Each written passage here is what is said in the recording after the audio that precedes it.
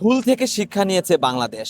ঢাকা টেস্টের দ্বিতীয় দিনের খেলা শেষে প্রেস কনফারেন্সে এসেছিলেন জাতীয় দলের সহকারী হেড কোচ মোহাম্মদ সালাউদ্দিন। তিনি বলেছিলেন যে বাংলাদেশের বোলাররা আসলে পিচে কিছুটা ঘাস দেখে ওভার এক্সাইটেড হয়ে গেছে এবং তারা একটু বাড়তি একটু নিজেদের মধ্যে এক ধরনের একটা স্যাটিসফ্যাকশনের মধ্যে ভুগছিলেন, যেটাই কিনা কাল হয়েছে বাংলাদেশের।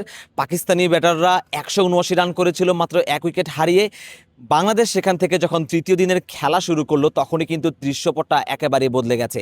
তাসকিন আহমেদকে দেখা গেছে ভুল থেকে শিক্ষা নিয়ে পিচের সুবিধা আদায় করাচ্ছে, কিন্তু তিনি তার লাইন লেংথে বেশি মনোযোগী ছিলেন। বেশিরভাগ বলই তাকে দেখা গেছে ফুলার লেংথে করতে, সেখান থেকে কিন্তু তিনি বেশ ভালো সুবিধা আদায় করেছেন এবং প্রথম সেশনেই কিন্তু তৃতীয় দিনের দেখা গেছে বাংলাদেশ পাকিস্তানের 4-4টি উইকেট তুলে নিয়েছে। সুতরাং এটাই আসলে কিন্তু এক্সপিরিয়েন্সের মূল্য। এজন্যই এক্সপিরিয়েন্স ক্রিকেটারদেরকে এত বেশি হাইলাইট করা হয়, এক্সপিরিয়েন্স ক্রিকেটারদের মূল্য জাতীয় দলে এত বেশি। তাসকিন আহমেদ এক্সপিরিয়েন্স বলার, তিনি সেই ভুল থেকে শিখেছেন।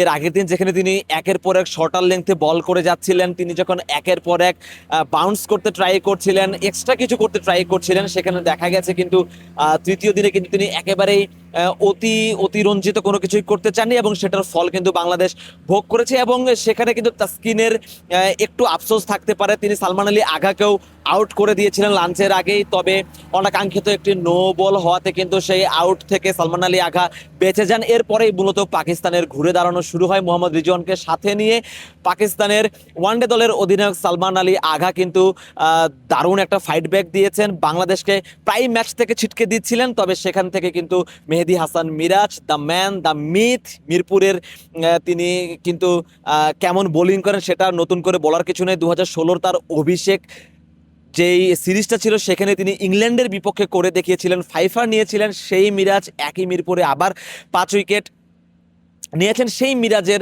কল্যাণে কিন্তু পাকিস্তানকে অল্পতেই আটকে রাখা গেছে বলতেই হবে, কারণ যেখানে 189 রানে 1 উইকেট যেখানে পাকিস্তানের ছিল দ্বিতীয় দিনের শেষে, সেখানে কিন্তু পাকিস্তানের বিপক্ষে বাংলাদেশ 27 রানের লিড নিয়ে দিনটা শেষ করতে পেরেছে। মেহেদী হাসান মিরাজ তার ক্যারিয়ারের 13তম ফাইফারটা পেয়েছেন এবং বাংলাদেশকে কিন্তু খুব ভালোভাবেই ম্যাচে রেখেছেন।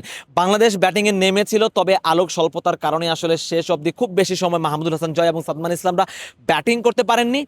তবে যখন চতুর্থ দিনে যখন বাংলাদেশ ব্যাট করতে নামে তখন কিন্তু বাংলাদেশের স্কোর কার্ডে কিন্তু লেখা থাকবে 34 রানে বাংলাদেশ এগিয়ে আছে। এখান থেকে আসলে বাংলাদেশ তাদের স্কোরটা কত বড় করতে পারে সেটার উপরেই আসলে ডিপেন্ড করছে ঢাকা টেস্টের ভাগ্যটা কি হবে। আজকের খেলায় যদি বলা হয় যে বাংলাদেশ যখন খুব ভালো ছন্দে ছিল, মোহাম্মদ রিজওয়ানকে যখন তাইজুল ইসলাম ফিরিয়ে দিলেন ঠিক টি ব্রেকের আগে, তখনই কিন্তু বৃষ্টির একটা বাগড়া দেখা যায় এবং লম্বা সময় কিন্তু মিরপুরে বৃষ্টি হয়েছিল। তবে মিরপুর স্টেডিয়ামের ড্রেনেজ সিস্টেমের প্রশংসা না করলেই নয়। এত লম্বা সময় একটা বৃষ্টি, মাঠে রীতিমতো পানি জমে গিয়েছিল, কিন্তু সেটা কিন্তু রিকভার করতে খুব বেশি কিন্তু গ্রাউন্ডসম্যানরা সময় নেননি। এখানকার ড্রেনেজ সিস্টেমটা এতটাই আন্তর্জাতিক মানের যে 20-25 মিনিটের মধ্যে মাঠ খেলার জন্য প্রস্তুত হয়ে গেছে।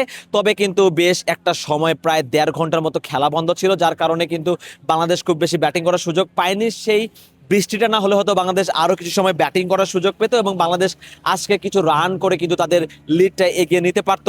মিরপুরের এই পিচে বাংলাদেশ চতুর্থ দিনে ব্যাটিং করতে নামবে।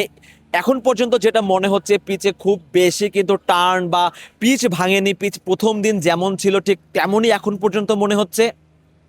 তবে মিরপুরের পিচ কিন্তু খুবই আনপ্রেডিক্টেবল। এখানে চতুর্থ দিন থেকে পিচ একটু ভাঙা শুরু হওয়ার কথা, যদিও আজ দেখা গিয়েছিল মেহেদী হাসান মিরাজ কিছুটা টার্ন কিছুটা বাউন্স পাচ্ছিলেন। সেটি কিন্তু একটা ইঙ্গিত দেয় যে আসলে এখন পর্যন্ত যে পিচটা যতটা ভালো মনে হচ্ছে, আগামীকাল থেকে হয়তো বিশেষ করে বেলা বাড়ার সাথে সাথেই হয়তো পিচের আচরণ কিছুটা পরিবর্তন হতে পারে। বাংলাদেশ দল নিশ্চয়ই চাইবে তার আগে যত সম্ভব যত বেশি রান স্কোরবোর্ডে তোলা যায়, যত বেশি লিড নিয়ে পাকিস্তানকে একটু ব্যাকফুটে ঠেলে দেওয়া যায়। প্রথম ঘন্টাটা বা প্রথম সেশনটা বাংলাদেশের জন্য খুবই ইম্পর্টেন্ট। বাংলাদেশ নিশ্চয়ই চাইবে শুরুটা ভালো করে বড় একটা সংগ্রহের দিকে এগোতে, যেহেতু পঞ্চম দিনে পাকিস্তানকে ব্যাট করতে হবে। পঞ্চম দিনে মিরপুরের পিচে মেহেদী হাসান মিরাজ, তাইজুল ইসলামরা কতটা ভয়ঙ্কর হতে পারেন সেটা নতুন করে বলার অপেক্ষা রাখে না। আশা করা যায় বাংলাদেশি ব্যাটাররা তাইজুল এবং মিরাজকে সেই উপলক্ষটা করে দিবেন যাতে তারা বাংলাদেশকে পঞ্চম দিনে খেলাটা বাংলাদেশের আয়ত্তে নিয়ে আসতে সাহায্য করতে পারে। মিরপুর শেরেবাংলা জাতীয় ক্রিকেট স্টেডিয়াম থেকে সারোয়ার সেতু, আজকের পত্রিকা।